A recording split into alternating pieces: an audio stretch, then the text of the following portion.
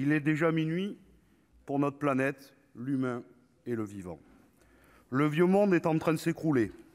La planète se dégrade chaque jour de façon irrémédiable. Les espèces disparaissent par centaines chaque année. Des populations entières voient leur habitat en danger, voire dévasté. Et malgré cela, nous regardons ailleurs.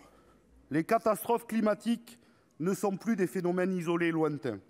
Elles nous touchent plus vite, plus fort et plus souvent, mais nous continuons à regarder ailleurs.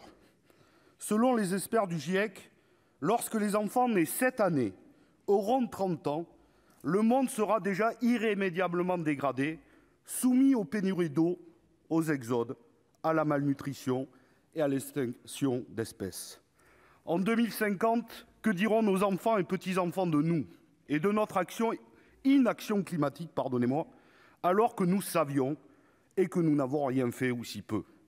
Nous refusons d'accepter le changement vital qui s'impose à nous. Changement de mode de pensée, de mode de vie et surtout de ce système capitaliste qui épuise l'humain, le vivant, les ressources et la planète au profit de quelques-uns et au détriment du plus grand nombre. À la place, on nous dit que le chemin est long, qu'il faut maintenir nos efforts, qui ressemblent à des petits sparadraps qu'on utiliserait pour arrêter une hémorragie massive. Pourtant, nous sommes la dernière génération de femmes et hommes politiques à pouvoir agir avant qu'il ne soit trop tard pour les limites planétaires, pour certaines déjà dépassées. À l'inverse, ce projet de loi n'est pas à la hauteur et il est même déjà obsolète. Il est minuit et quart. Et en cette heure tardive, comme toujours, vous n'avez pas voulu écouter que vous-même et vos peurs d'une rupture radicale, pourtant nécessaire. Vous ignorez celles et ceux qui se mobilisent, les associations, les syndicats, la jeunesse et même les citoyennes et les citoyens de la Convention citoyenne pour le climat que vous aviez missionné. Les propositions qu'ils ont construites, y mettant du temps, de la réflexion, de l'énergie, mais aussi de l'espoir, vous les aviez piétinées avec ce projet de loi. Le mot d'ordre des débats sur ce texte, c'était l'évitement. Nous avons échangé des heures sur l'agriculture. Pourtant, vous avez réussi l'exploit d'éviter les sujets sur le revenu paysan et la PAC. Au niveau de la PAC, le régime qui rend possible l'utilisation des pesticides sera rétribué au même montant que l'agriculture biologique. La suppression des aides au maintien en agriculture biologique ne sera pas compensée et les aides au développement des protéines végétales ne seront pas suffisantes pour mettre fin aux importations de soja destinées à l'alimentation des élevages industriels.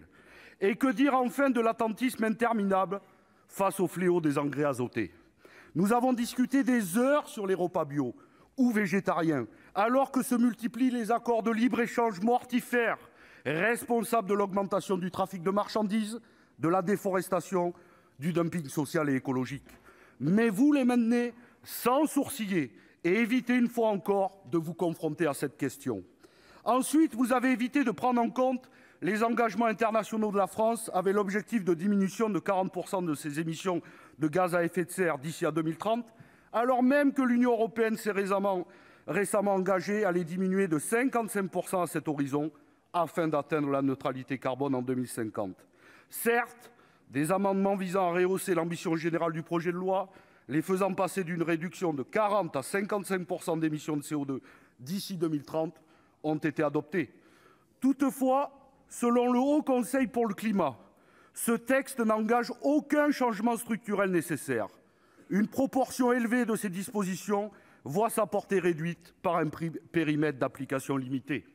Le constat est donc sans appel. En l'état des mesures prises, la France n'atteindra pas ses objectifs.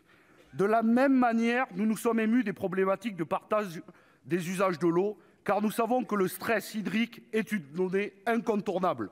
Et dans le même temps, le gouvernement a accepté, voire orchestré, la privatisation de l'eau potable en France avec l'affaire Suez-Veolia.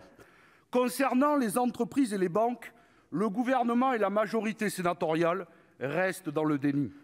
Pourtant, un rapport des Amis de la Terre et d'Oxfam documente l'absence d'engagement des établissements bancaires dans la transition énergétique.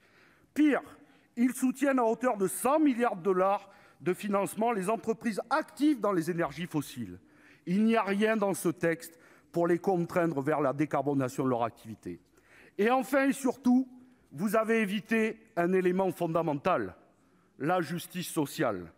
Alors que les inégalités explosent, vous ignorez toujours les plus précaires, ceux qui seront les plus touchés par les crises à venir. Tout le monde attend que nous mêlions justice climatique et justice sociale, car nos concitoyens se soucient de l'état de la planète. Tout le monde aimerait pouvoir la préserver et la transition doit être accessible à toutes et tous. L'évitement donc du début à la fin, en déclarant même nos amendements irrecevables. Du coup, aucun débat sur le travail et le partage du temps de travail. Rien sur le partage de la valeur ajoutée dans l'agroalimentaire en particulier. Refus de taxer les transactions financières, de mettre les moyens pour combattre la déforestation importée. En termes de logement, seuls des objectifs à très long terme, alors que la rénovation des bâtiments est fondamentale. Rien sur le service public ferroviaire et les trains d'équilibre du territoire. Et la liste est encore longue. Il faut reconnaître que le Sénat, sur certains points, a amélioré le texte initial. En matière de publicité pour les véhicules polluants, d'intégration des impacts sociaux et du respect des droits humains dans l'affichage environnemental, de TVA réduite sur les billets de train à 5,5, d'exclusion d'entreprises qui ne satisfont pas à l'obligation d'établir un plan de vigilance de certains marchés. Cependant, certains reculs sont pour nous inacceptables, comme sur les zones à faible émission, alors que les morts prématurées liées à la pollution de l'air ne sont plus contestables. Que dire encore de la gestion des installations fret qui pourront être externalisées, actant un peu plus la casse de SNCF Réseau. Il n'est plus possible de croire que sans remise en cause du dogme de la concurrence libre et non faussée, ainsi que de l'idée d'un monde sans limite, nous puissions répondre aux enjeux climatiques et environnementaux. Oui, un texte qui porte l'ambition d'un changement de société doit mettre au cœur du débat les biens communs et le service public. Nous avons réussi l'exploit de parler d'énergie pendant des heures, alors qu'en même temps, vous vous apprêtez à démanteler et privatiser une partie des activités d'EDF. Pour conclure, il est déjà minuit 30 pour la planète. Votre coup de com' visait à tout changer pour finalement que rien ne change. C'est pourquoi nous voterons contre ce texte. Je vous remercie.